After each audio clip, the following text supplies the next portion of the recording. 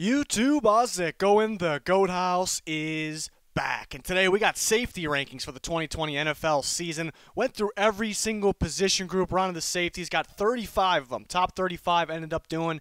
And remember, there's two safeties starting for each team. Actually, some teams start an extra one to play in the box. But so this is only a portion of the starters, so I think everybody that made this list is a very solid safety. So we're going to break them down here. And again, for the 2020 season, so basically predicting the season here. We got a 60K subscriber goal by week 1. That's coming up very soon, so please help us get there. Would really appreciate it. Follow that Twitter. We got polls, breaking news, constant NFL talk on there, and we have a podcast as well. Link in the description and in the comments of every video for any of these things that you need here that you see on the screen. So again, end up ranking 35 here, so some good ones even down here, but this really isn't the bottom because all these guys are, most of these guys are the better safety on their team. Jonathan Abram of the Raiders at 35. Didn't get to see much from him last year. Got to see him on Hard Knocks, of course. Quite the character, but obviously a very good still a prospect. Obviously a very solid prospect from Mississippi State. Hard-hitting guy, can play in the box. Actually can play in the back end as well. I think he can man up on some players, some slot players, some tight ends. So he can do a lot. He could be one of those, the safeties that are kind of making a big name for themselves in today's NFL, that do-it-all type. So it's got to look out for it. Definitely need to see more from him, though. We got Von Bell at 34. Von Bell, I thought struggled a bit until last year. I thought he had a really, a breakout season last year as the Saints strong safety, and the Bengals pick him up. We'll see how he does in the first year. Still, I think it's a great signing, great pickup, but still kind of up in the air how he'll play first year on Cincinnati. But it's a great pickup because he's young, and they're pairing him with their free safety, JESSIE Bates. So it's a good young duo. I think it's a good pairing. So Von Bell should continue to climb the ranks here. Justin Reed at 33. I thought his rookie year was the better year, but yeah, there has been some struggles in the Texans secondary, but I think a step up this year there for Justin Reed. I think he can play both free and strong. I think he'd be their best safety at either one, quite honestly. So I think maybe he has a tough task back there. He's kind of carrying the load a little bit. Juan Thornhill, who was a rookie last year, looked really impressive, especially down the stretch of the season until obviously he got hurt, and that was a tough blow for Kansas City. But a very good free safety back there behind TYRANN Mathieu, or with TYRANN Mathieu, depending on where he lines up. But it's a good playmaking safety. He should continue to improve. Chuck Clark is now the, kind of locked in as the strong safety for the Baltimore Ravens. They move on from Tony Jefferson. Clark was the guy last year when Jefferson got hurt. And the Ravens play a lot of cover zero, which kind of brings Clark up in the box, either playing like a linebacker type role or manning up on somebody. So a good strong linebacker to fit that specific role for Don Martindale there. So another young safety that can continue to rise up. John Johnson from the Rams. That's a tough one because I always liked him too. I think he was better at free safety when he played there. The two Rams safeties are pretty interchangeable. You can kind of swap them around a bit. Obviously been playing more strong recently. And that kind of resulted in him in having still good, somewhat good, but a little disappointing year because it's a young guy that you want to continue to see to step up there. Tracy Walker of the Lions, pretty good first 2 years in the league. Rookie year might have been a little better. Another one that I think can play strong or free. The Lions got, a decent depth over there. They got Deron Harmon, Jaron Curse now, and those are all guys that can actually, you can swap them around. Any of them can play strong, free. So it's going to be interesting to see what they do there. I would almost like, Deron Harmon's got some experience, but I would almost like Tracy Walker at free and Jaron Curse at strong. But we're going to see what they're going to actually do. It's kind of up in the air. Jaquiski Tartt had a pretty big year for the Niners. He came up clutch, forcing some turnovers, big moments. He'll hit you. You can definitely beat him. But he's a guy that'll come up as well, kind of cover in the middle of the field there in their cover 3. Jimmy Ward kind of, covering the middle thirds there, the deep thirds there in the middle of the field in their cover 3. Jaquiski Tartt kind of stepped up last year, I thought. Quandre Diggs goes from the Lions to Seattle. Yeah, veteran, maybe not as good as he was a few years ago, but a good leader there for the Seattle Seahawks. It still makes the cut here, of course. Patrick Chung. I think Chung's declining. The Patriots secondary played very well last year. I do think, I don't want to call him a weak spot at all, but if there was one, I think it was him in the secondary. And he did just have that gruesome injury the Super Bowl before that. So Yeah, Patrick Chung still making the list, but I do think he's declining a little bit. Taylor Rapp, who was my #1 safety in the draft class a year ago, I thought got better and better every single week. A guy that can play free or strong. He's equally as good in the back end as he is up in the box, where he, is very instinctive. That kind of what stands out. He's able to recognize the play before it happens. And that's why I was so high out of him at Washington. So this is a guy that I definitely expect to continue to climb. He's easily going to make his way up as these next couple years go on here. A lot of potential here for Taylor Rapp, so it's definitely one to watch for the future. Next group of guys here, Malik Hooker, really good free safety as a playmaker. He could work on his tackling a bit, and then the injuries kind of pop up. It almost feels like the Colts are kind of getting ready to replace him. He could be done after this year. The talent is definitely there. Definitely a big-time playmaker. Really knows how to react to the ball, make a play on the ball. And then, I still think he has upside. He just needs to stay on the field. Tackling, again, could use some help. He could be better than 24 is what I'm getting at. Definitely could be better than that. Just need to see a little more there. Malcolm Jenkins at 23, another guy that's still a good safety, but then been declining a little bit. Just like maybe 3-4 years ago, one of the top safeties in the NFL. Now he goes back home to New Orleans there, play alongside Marcus Williams. Pretty good duo there, so we'll see how he does. Jimmy Ward, after a breakout season for him, before that, just below average almost, and he had quite a few injuries popping up. That would be the reason, a legitimate excuse. But last year, a breakout year, struggled a bit in the biggest stage there in the Super Bowl, but not going to take anything away from him just because of that. But yeah, it's still a guy where you just don't know what to expect, but a pretty good year for him at free safety. The San Francisco 49ers bring him back. Landon Collins at 21. Yeah, this is basically it's a box player here, Landon Collins. He's not too solid in the back end when he's been asked to play there. He can tackle and he can hit. His angles are pretty brutal, but man, when he's up there in the box, which is basically an outside linebacker role, he's a beast. He's a beast. So it's a tough one to rank because it's almost, you almost want to rank this guy. There's a lot of guys like that, but you almost want to rank him as a linebacker almost. I feel like he'd almost be better as a linebacker. Interesting to see what they do opposite of him. They brought in Kendall Fuller, which I thought was almost better when he lined up as more of a free safety for the Chiefs. When Juan Thornhill got hurt, they were switching Sorensen and Kendall Fuller, but they could play Fuller at corner as well, and they have Sean Davis, so it's going to be interesting to see. I think Landon Collins does need a true free safety next to him, somebody that can play and help him out, so that would be interesting to see. Budda Baker at 20, very productive season for Budda Baker. There's a tackling machine, flies around the field. For him. So, I mean, we start to see how good safeties are here. We got into the top 20, and a damn good one here at number 20. Marcus Williams played very well last year. It was a guy that I had a late first round grade on out of Utah. So I'm impressed to see him kind of step past what happened in that playoff game a couple years ago. It's a good playmaking free safety, really good at reacting to the ball. Very, very quick to react to the ball. So that's another young safety that can continue to climb. Kenny Vaccaro at 18. He's been super impressive on the Titans. I didn't think much of him, and then a couple years on the Titans here. Been outstanding, strong safety, play in the box quite a bit. Very good duo of him and Byard. Keanu Neal of the Falcons, another tough one to rank. This guy would be a top 10 safety if I can trust him to stay healthy. It's a guy that'll come up and pop you too. A guy that can play pretty much anywhere. He's more of the strong safety, but he can play in the back end. He can come play in the box. I mean, you can see the build on the guy. He can almost play a linebacker. He's got to stay healthy. It's tough. This is it for him. I feel like it's hate saying it, but this is pretty much it. He's got to stay healthy now. It's not like he's anything he can control, but they need him to stay healthy, for his future right here. Moving on, we got top 16. Jessie Bates, who I think is kind of going to step up, break out this year, was one of my guys that I was very high on in the draft as a definition of a playmaking free safety. Really knows how to attack the ball, and if he gets his hand on the ball, he can definitely take it the distance as well. So good to pair Von Bell with him. That's going to help him. The Bengals defense is getting better every step of the way, it feels like. Jessie Bates should get his hands on the ball quite a bit this year. Kareem Jackson of the Broncos, 2 years ago on the Texans, pretty much struggled, I'd say, that year. But a pretty big year for him on the Broncos last year. Playing that strong safety role. Obviously can line up as a corner in the slot as well. We've seen him do that quite a bit. So kind of up in the air which Kareem Jackson's going to show up, as he's aging here a little bit. But, very impressive with the season last year. 2 Bills in a row. I got Micah Hyde, more the playmaking free safety. I think he's pretty instinctive back there. And then Jordan Poyer at 13. I think there's just a little more to Jordan Poyer's game there. Yeah, do-it-all guy, can be a playmaker in the back end, and he's going to come up and hit you as well. A safe tackler, I'd say, almost a sure tackler there. So 2 bills in a row looks pretty good for them. Really good duo there.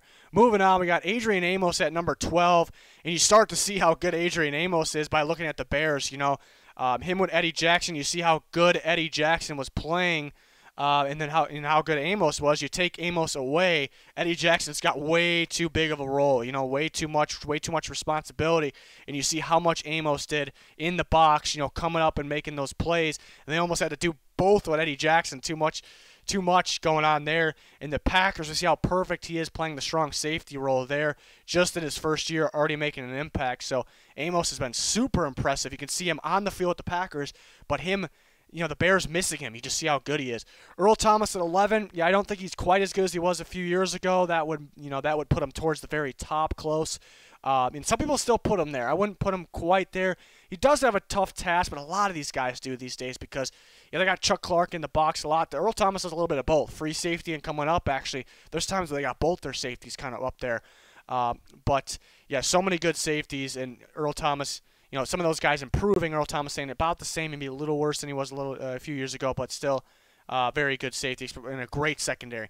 Minka Fitzpatrick, number 10. The Steelers trade for him, and he has a playmaking year there. Getting at that free safety, getting a ton of turnovers there. And it was interesting because the question was, is he a slot guy? Is he, where is he going to play? And the good thing is he could play anywhere. But they stick him at safety where he thinks he belongs, where his true position is. And he has a phenomenal year. I definitely want to see more. He gets traded there, gets some interceptions. I think people get a little too hyped. But obviously a top 10 safety and still a prospect, that kind of view, because he hasn't really got settled in yet. So that's the great thing. Could be a top 5 in the making here soon. Devin McCourty at number 9, still a playmaker. I mean, the speed on this guy as he's aging is ridiculous. The downfield speed. Even when people kind of get over the top of him, he's able to track them down. Very impressive. The front 7 might not be as good this year as it was last year, maybe for the Patriots. It could be. They always find a way. Kyle Van Noy gone. Jamie Collins gone. So it could be a tougher task for the secondary, so maybe not as productive, especially because he's aging a little bit, but obviously still a top 10 safety. Moving on. This whole page is playmaking free safeties, it happens to be. Anthony Harris played free for the Vikings last year. I thought he was the best playmaking safety in football last year. He got his hand on the ball a ton. Jumping routes, came up clutch for them. It's great playing next to Harrison Smith. We'll see. It's kind of his breakout year, Anthony Harris. There, but now he's kind of settled into that role, but they might only have him for 1 year, so we'll see if he can run it back this year. Very impressive year last year. He's getting better every step of the way. Justin Simmons, I thought, was right there with Anthony Harris. I think Simmons got a little tougher of a task than Harris. That's kind of what splits them up a little bit here. He's the center. Even Harris is a center fielder a lot too, but Simmons the center fielder back there, and I thought he saved them so much back there. Deep all by himself. The deep shots against them, the pass deflections he had, coming up clutch. Very, very little splitting some of these guys up, but Simmons, and then again, I think if Simmons was playing next to Harrison Smith, he'd probably get, well in the double digits interceptions possibly. Eddie Jackson, I think 2 years ago played like the best safety in football, and then they take ADRIAN Amos away, and they got Jackson kind of trying to do everything, because he's more of a free safety, playing the back end, because his best trait is reading the quarterback, almost his eyes, his body. He's reading his body and his eyes, and that's where he makes the plays. That's where he gets his hands on the ball. That's where he takes it for a touchdown. But he had to do so much last year. He had to play safe. It felt like he had to play both safety roles, so it's tough. And he may have to do that again this year. They may have gotten a little better, not much. Gibson over Clinton Dix. Maybe they got something figured out. But he's still a playmaker back there. Very, very instinctive, reading the quarterback. So he comes in number 6. Kevin Byard, another free safety, another guy that's going to be a playmaker in the back end, getting the turnovers for the Titans, whether it's downfield, whether it's jumping the routes. But even as a free safety, you'll catch him coming up in the box a bit too, even though Vaccaro's up there a lot. So that's pretty impressive there. They're able to kind of cover the ground sometimes with those guys kind of both up, but then he'll play the center field at times as well. So it's just so impressive what he's able to do on the field. So he's coming at number 5. So it's interesting, kind of a coincidence here. No, not so much because, well, what I'm about to say, because these are all free safeties, actually, and the first page is all basically strong safeties, but why it kind of makes sense is because all these guys are more than just strong, way more than just strong safeties. TYRANN Mathieu, a strong safety and a slot corner. Very impressive when he's in the slot. Makes those big-time plays. I mean, you see the impact he makes for the Chiefs. You see those pass breakups he has when you think a receiver has that big play made. Just so instinctive. You catch him, blitzing as well, making an impact that way. Makes an impact in every single way. I think it almost feels like some of these other guys actually will line up as a safety, whether it's strong or free, more than TYRANN Mathieu. So it's kind of a tough one to rank, but we're talking football player. We're talking football player. Just whatever he's going to do. We're talking about one of the best in the entire game. So that's what's impressive about TYRANN Mathieu. Jamal Adams, I had at number 2. He'd be locked in at number 2. These two are so close. I don't know if he's going to play, though. Is this guy, the NFL, football is coming. It's right around the corner now. Training camp's going to get going. It sounds like we're heading in the right direction. What's going on with Jamal Adams? And they have, Marcus May and Ashton Davis. And Marcus May is probably worthy talent-wise to make this list, but I really don't know what's going on. Marcus May could be getting replaced by Ashton Davis. I think it's a perfect fit as a center fielder, kind of behind, a single high free safety behind Jamal Adams. But if Jamal Adams doesn't play, Marcus May might have to play strong safety, Ashton Davis free safety. So it's up in the air what's going to happen. Jamal Adams was my number 1 player in a draft class a few years ago. He can do anything. He can play free, strong in the box. He's going to play strong and play in the box. We've seen him make those huge plays, those impact plays when he's up there at the line, getting after the quarterback, playing almost a linebacker, lining up in the slot over somebody, pressing them. He does everything. So it's very well. You could argue he's the best safety in football at any given time. Derwin James is a similar thing. He has everything to his game. Absolute freak.